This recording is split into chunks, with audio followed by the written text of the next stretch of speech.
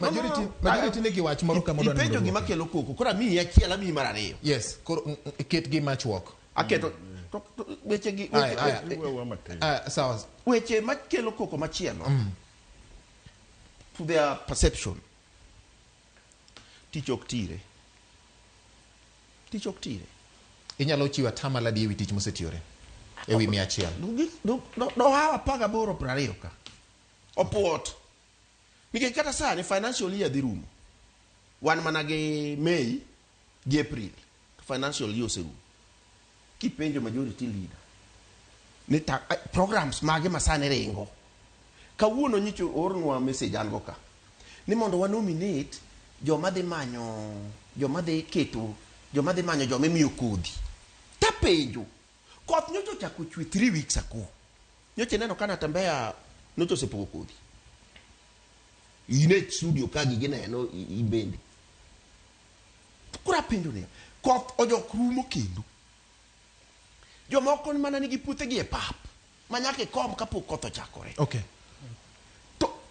koki wacho ni loso committee madhi loso committee maloso committee mabiro loso committee makelo kodhi really mano namba 2 tich ok tire kaluwore gi kawuono let me tell you example if we take this other counties majority leader wabedo goka okay okonwa program maja pinyo ng'eyo ni ma ato county government omako to timo you are aware ni kangata sani no organize program moro ni kangata care bise winjo program kapok iwinjo to dhi kangata care ringo kabe mi wuoro to kare wan chato ang'o mano otimo koth no gowa gi kanye today maradek there is what we call Murang'a Youth Service MYS ringo ka there is even uji program maringo kaka ng'ata ka